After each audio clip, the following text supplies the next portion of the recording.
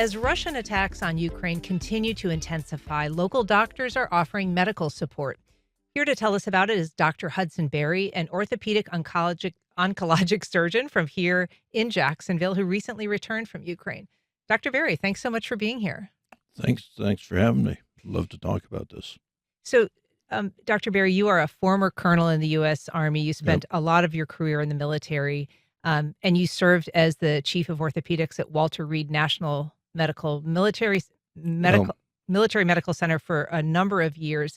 But most recently, you returned from working in Ukraine. Could you tell us what you went there for, and a little bit about what you saw and experienced?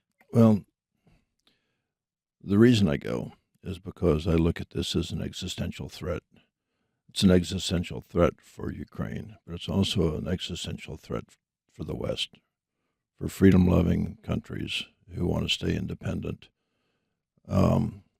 And I have a feel in my heart for the Ukrainians. Right? They have been, if you read their history, they've been stepped on throughout history. They've been occupied, and going back to, they had Greek cities on the southern banks or the northern banks of the Black Sea. But the reason I go is that Ukraine was emerging out of the shadow of their occupation by the Soviet Union, and they're somewhat limited in their healthcare settings. And part of the reason for Putin wanting to take over Ukraine was facing west to Europe and freedom and wanted and all that, which is And NATO, yeah. yeah, and which is a real threat, but not so much NATO, I don't think, as it was, reorienting away from Moscow and to Western Europe. They have a young population, so I think that was the motivation that Putin had for attacking, and they have been overwhelmed with their casualties. They did not have the infrastructure, the manpower, the facilities to be able to deal with these, and it has escalated over the last 3 years after the full-scale invasion. I mean, the war has been going on since 2014. Actually, we only think about it in the last 3 years. Sure, but with Crimea, it But certainly dates back. Crimea, Right. the Little Green Men, and all of that, which was and we are not blameless in the fall of Ukraine because we did not stand. There was accords that were signed, which the Ukrainians gave up their nuclear weapons for assurances of sovereignty, and that was signed by Russia, Ukraine, Britain, and us, and we just stood by when it came. So they have huge numbers of casualties. We've taught them a lot of things that have not been appropriate for the theater, and they have You mean the surgical theater? no for the combat theater. Uh-huh. The combat theater, and we have what we call TCCC, which is Tactical Combat Casualty Care, and this is what we have used to take care of our wounded warriors for the last 50 years. But it was all developed when we had air superiority. We had control of the skies, and so we could, when somebody is wounded, we could get them from where they're the point of injury to an operating room in under 2 hours. So we used lots of tourniquets. We put them on, told them, the teaching was high and tight. So you get it anywhere on your arm, you put a tourniquet high on your shoulder, or anywhere on the leg, you put one on there. But there, the evacuation times are measured in hours, if not days, because you have what they call the Russian double tap. Is if you have somebody injured, somebody's going to come after and get them, and then you can take those guys out too. So often evacuation has to wait until periods of darkness or poor visibility. So people who are injured are waiting longer and it's taking longer to get them to assistance. And what does that mean from a surgical perspective, especially for somebody in your field who does largely, kind of focuses on amputations? Well, actually, from I ran an amputee service, and it's something I'm very good at. But you try to save the limbs. The biggest sequelae of this is that we end up with patients who have devastating wounds that are then dirty. The patients are dirty. There's often nutritional issues with them. They're older. I mean, the Ukrainian army average age is in the 30s because they've had such a population hit over the years that's the reason why their draft goes down to 26, so that the young men can start families and have children and then go and serve. Is that the right approach? I don't know. It's their choice.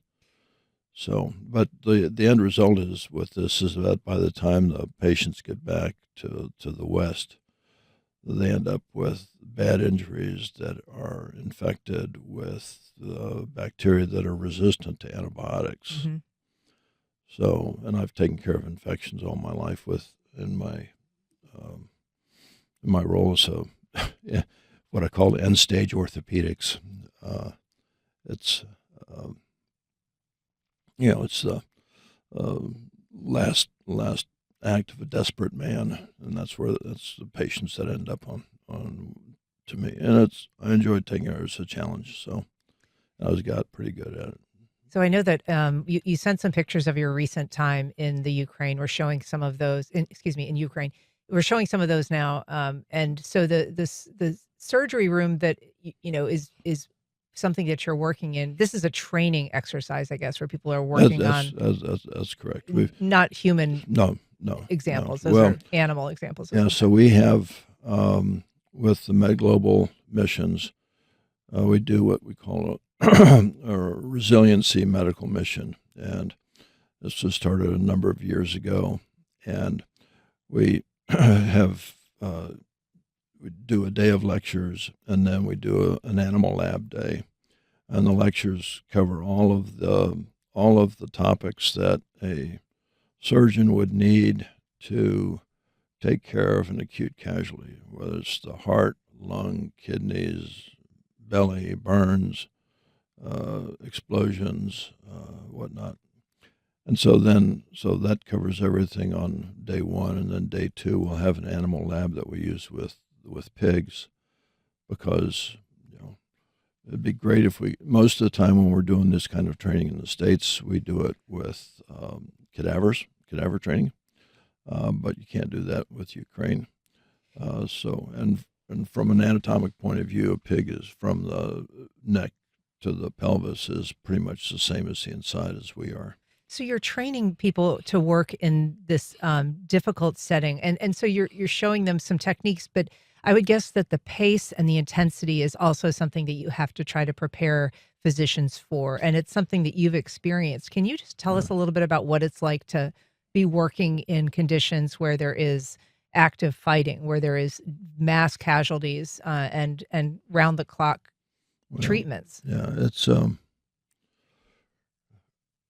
and this comes down to the heart of the issue I think that we have there is that why do we have such an issue with infections there? Is it because there is inadequate initial treatment of the injuries? You have to be very aggressive when you're debriding or removing dead or damaged tissue at the very beginning. Is it because they're not washed out enough? Is it because of the time it takes to get them from their initial point of injury to where the stabilization point, which is where they get their initial care, and then further back it's a vacuum. The Ukraine is like the state of Texas in size. Mm-hmm. So to go from the east to the west is a 24-hour train ride. I mean, it's there's stops along the way. Is it resource issues? Is it training issues? Is it time issues? All of these, is it really a combination of all of these? I mean, I've done a couple of mass cows in my life with, so in the Desert Storm, we had a hospital. Our hospital in Saudi Arabia took care of the injured from a Scud attack when the missile went through the barracks and exploded in the barracks, and we were busy all night with that. And that really taught you the principles of that we have for mass casualties, the triage, the sorting, and it's something we had practiced on a number of times, and it worked exceptionally well. I would guess, though, just at a Yeah. human and kind of a visceral level, it must be extraordinarily difficult. It was. It's a hard. It's one of those memories that you kind of keep locked back in the back of your head.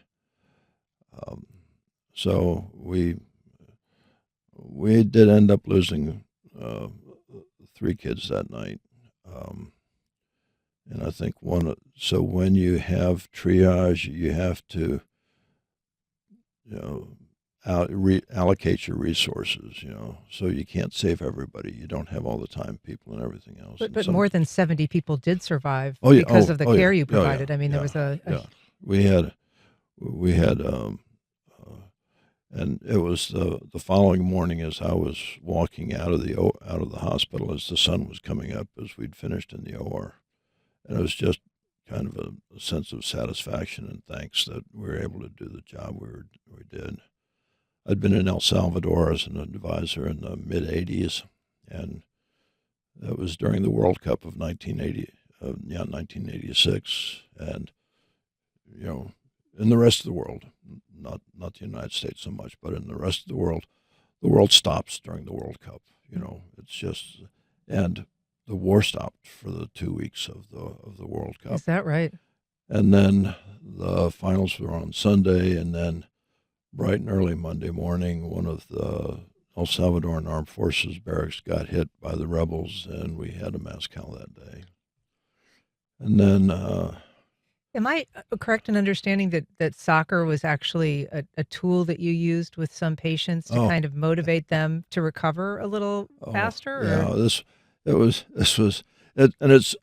a wonderful sport is a wonderful thing to get people up and moving. I think it's a critical part of rehabilitation. Brooks Hospital here has a wonderful challenged athlete program, and they're nationally competitive.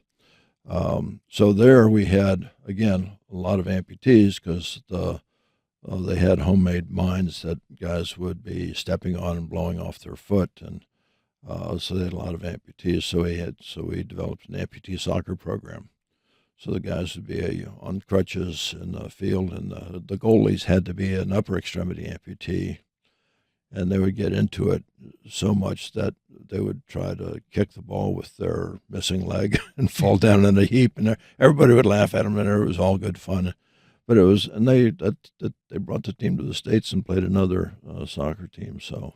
And you set it up so that the players on the field had to have a lower extremity amputation, and the Yes. goalkeepers had to have an upper extremity, Correct. just to kind of force them into that. Yep. Yeah. Yep. And it's it's the camaraderie. It's you quit feeling sorry for yourself. And my attitude for amputees is that they're not disabled. I call them they're differently abled, Mhm. because the fastest man in the world is a bilateral lower extremity amputee running on what they call blades, because they have spring to them and you can go. Make some time. Yeah. You have served, you've served on the USS Mercy. Yep. You have done work like you did in Ukraine, in Haiti and Yep. Peru, Vietnam, the Philippines, really, and then also in U.S. wartime in Iraq and Afghanistan. And so you have done a lot of this work. How is the work of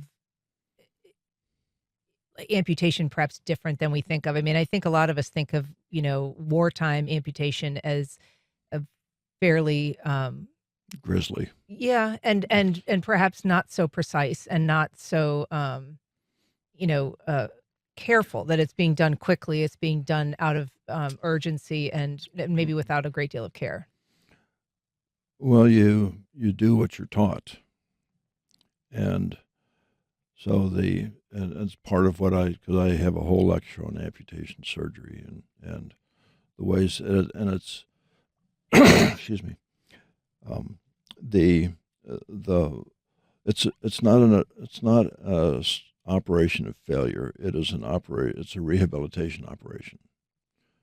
So it's to give the patient their life back, because sometimes what you're trying to save is not worth the cost, because you say, yes, it looks like a leg, but it doesn't work like a leg.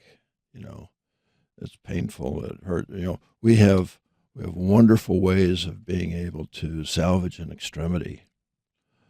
Um, and we can grow bone. We can make bones longer. We've got flaps. We've got, free flaps, tissue coverage. We have all of these wonderful techniques. But at the end of the whole process is what we have provided the patient. Is it better than a well-done amputation and a modern prosthesis? I mean, I've been lucky here in Jacksonville that I had probably one of the best prosthetists that I've ever worked with, a fellow by the name of Mike Richardson, and we worked very closely together. And it's not just about the surgery; it's about the patient. So I would have patients sent to me that had an injury that impaired their ability to do what they want to do. And so when we talk about the options, I told them I couldn't tell them what being an amputee is like. So I sent them over to Mike, and he would do it. And you often talk about, because of his patients, hook them up with a patient of the same sex, same age, and whatnot. Mm. And then by the time they come back to me, he says, "Yeah, all right, let's go. I'm ready for this. I'm ready to move on with my life." I mean, I've seen you say that people can end up, I think you say, prisoners to their legs. Yes. Why is that? Well, I think some of this is the ego of the surgeons. Nobody knows what it's like to be an amputee. You look at it and says, "Oh my God, you've lost. Your life is over with," and everything. And that is absolutely not the case. Your quality of life can be vastly improved with a well-done amputation if you have something with your leg that is keeping you from enjoying your life. We had one patient who had this bad nerve problem with his leg, hadn't been out of the house in like 25 years, other than to go with his wife to Walmart, and he would stay in the car. Because of the pain? Because of his pain and his dysfunction and all. And so his wife worked with us in the OR, and so she asked if I would see him. I said, yeah, so we took care of him. And he absolutely hated me initially because he'd been on so much pain medicine that we didn't detox him well. It was our bad. But after he got over that, he had a great quality of life with that. So because you went ahead and did the amputation? Yeah. Yeah. I had one fellow who was training for the Beijing Olympics who was working at a job and had his foot crushed, and they saved his foot and all, but it kept him from being able to do what he loved to do, which was martial arts.